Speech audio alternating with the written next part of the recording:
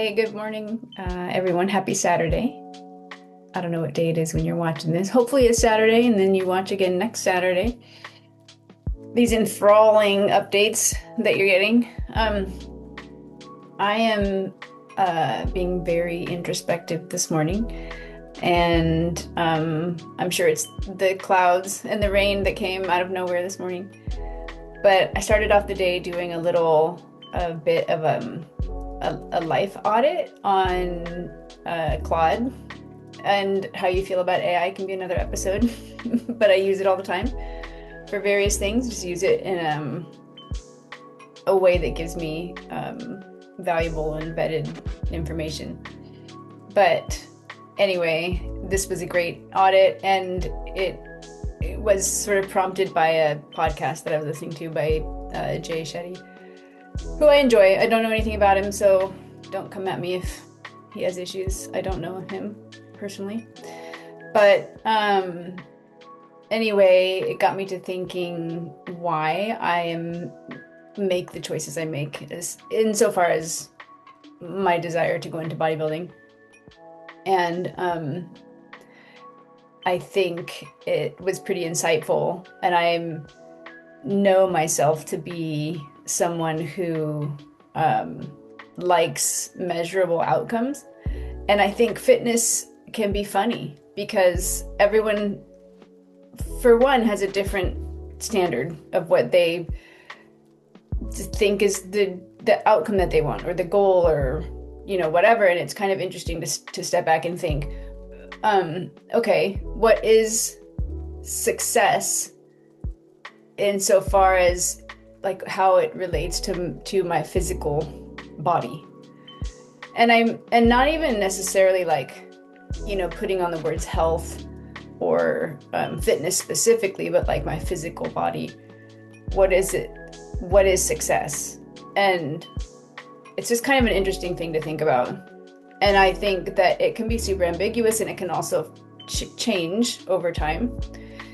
And of course, health plays into that, and fitness in the traditional sense, plays into that. Usually when we talk about fitness, we're talking about some sort of exercise routine, or, maybe even like cardiovascular fitness or whatever. But fitness for what? Fitness for doing the things that you need to do during the day, or fitness for a competition? I mean, those are two just extremely different things.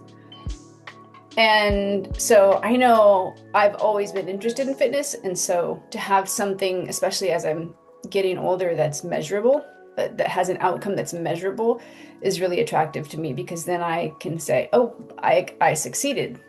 And it's hard to say that otherwise, because what is success? I don't really know what it looks like. Is it that I feel good when I go out of the house? Is it that I can get up and do the things that I want to do physically? Is it that I want to be able to go do something, with my kids when they ask? I don't know. I mean, I think it's all of those. But I do thrive on getting an A in things. So, because to me, that's success. I met the standard, and hopefully I exceeded it.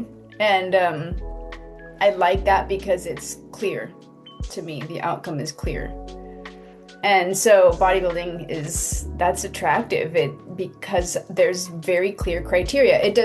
They do change, and that can be a totally another discussion. But at least when I'm going into my first show, because again, I haven't done it yet, I know what the criteria is. I don't know who else is going to show up, and so the criteria can show up differently too, because you're compared against the other people that are up there at the time, not necessarily, some sort of hypothetical standard, although that's the idea. But anyway, I think that's what draws me to it. And I don't know. I like the idea of just knowing when I succeed and if I succeeded. Although it's somebody else's standards, which is funny. So who knows? Who knows? But anyway, this week was really good, and I hit all my markers, which is, again, what success is to me. Dialed in my food. I've been eating exactly the same thing every day, which I think is sounds boring and crazy. I can remember when I first saw a video, and I probably talked about this in another video, but when I first saw a video of somebody measuring their food, I was thinking, what? Why would you do that every day? Just eat what your body wants to eat. But that's just a really terrible spot to be in if your body is telling you it wants crap food because you're craving it rather than, physically needing it. And measuring food can seem extreme. And again, I'm not recommending that anyone do this. I'm just telling you what I'm doing. But I remember thinking that seemed extreme. I can't imagine doing it. And here I am a year later after seeing those videos and doing it. And I love it because I know that I hit my markers for the day and for the week. And so I pretty much eat the same thing every day. I'll pop up a few pictures and just show you what a typical meal looks like. Since I got my husband on board, we eat the same dinner pretty much every night together, and I love it. I love it, and I look forward to it every night. And in large part because it's delicious to me, but I also know that I'm getting all the foods I need to get. And, or at least a good portion of them. I'm sure I can do better with a variety of vegetables. But I try to fit a little bit of everything in there. And I also get to take away that decision fatigue. I don't have to think every night, what are we having for dinner? And it's only the two of us now, so that's nice. Arguably, this is much harder when you have children living in the house. You're thinking about dinners for everyone, and we definitely did that for 20 plus years. Although you can still set the standard and say what's for dinner, and we don't need to cater. But that could be a parenting video, which I'm not doing right now on here. So anyway, it's easier for us to do and to eat the same thing consistently. And it's, like I said, I love that there's no decision fatigue. It just is, it's already set for me. I don't have to think about it. We know exactly what to get at the grocery store, and we almost never eat out, almost never. And there's a couple of reasons for that, but the main one is that we're not going to get the kind and quality of food that we want. And we're vegan, and that makes it difficult anyway. Restaurants, by and large, don't do a good job at vegan offerings. And if they do, it's a salad or something. And that's silly because we eat all kinds of different things. And the salad typically isn't like a delicious one I would make at home. And so I actually think that's part of what feeds into the reputation of vegans, eating lettuce and carrots. We eat everything except for animals, and that's a ton of stuff. The standard American diet, that's hard to understand that there's other foods because there's hardly a vegetable mixed in there, which is, I don't understand. But so anyway, yeah, there's a lot of foods to eat as a vegan.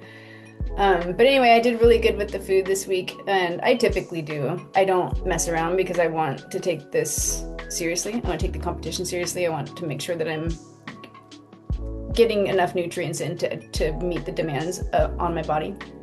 I don't want to show up to the gym and not be able to perform well in there and that's my fault, like I could have if I had decided to eat better the day before. And all that stuff shows up, and it's so intricate. It's so intricate. It's crazy that we can even get through our daily lives without considering what we're putting in our bodies. I'm amazed at what our bodies are capable of doing. But if we're giving it the right fuels, it's incredible. It's amazing to see what it does.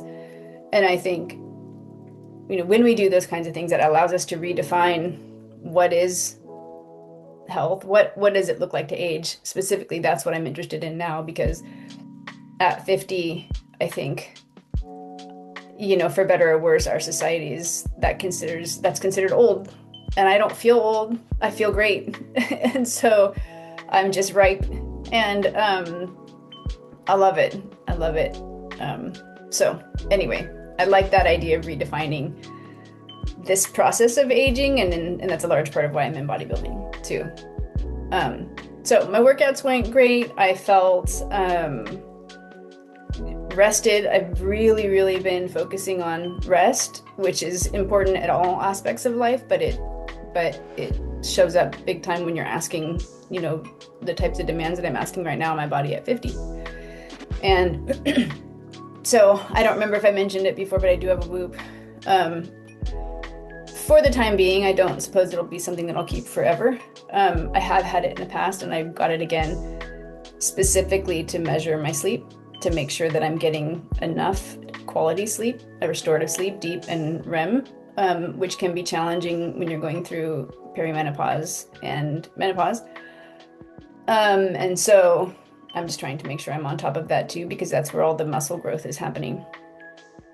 And so the only hang up I had, and it was sort of from last week, not even really from this week, was this, you know, constant reminder that gaining weight, and specifically body fat, because you do, as you're in this building phase, which a lot of people don't show online, you gain weight and you get body fat, and you keep the body fat because you have to have it.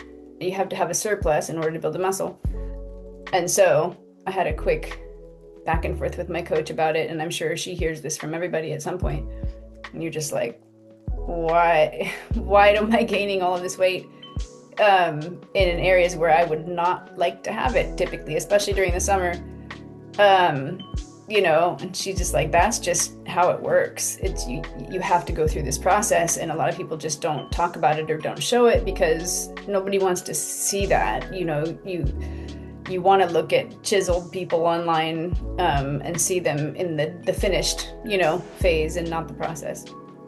But I want people to know about the process too. It's not, you can't just show the finished product. So anyway, I'll probably pop up a check-in photo in here as well, but things are going good. Still haven't picked a show, and I probably won't for a long time, but I'm sniffing around. There's one next year in early spring in Washington that I'm curious about maybe participating in if it's brought up. But I definitely want to go to it. I have not been to one physically yet, and I've just watched them online. So just to get the idea of what they look like and whatever will be good. And so that's it. Really looking forward to another week. We are leaving and going out of town for a little bit. And so I'll probably do a quick video on what we do to get ready to go. I actually just bought a little mini air fryer to take with me. We got stuck in a hotel a couple weeks ago that had no, it said it had a kitchen, but then it didn't. And I mean, it did, but it was not good. It was silly. I think basically it was a microwave and a refrigerator. And so we had to get really creative. And I mean, we live using our air fryer. It's just the two of us, so we're just not really using a big oven very often. And so I got a little air fryer, but I bring so much of my food with me because I know I can get, the protein is really the focus, and I mean even carbs, because good carbs can be hard to find without a bunch of crap in them. So I'll pack, depending on where I'm going and for how long, I'll pack a suitcase of food and kitchen supplies. So I'll probably talk about that next week, but that's it for this week. I hope you enjoyed, and I'll keep you posted.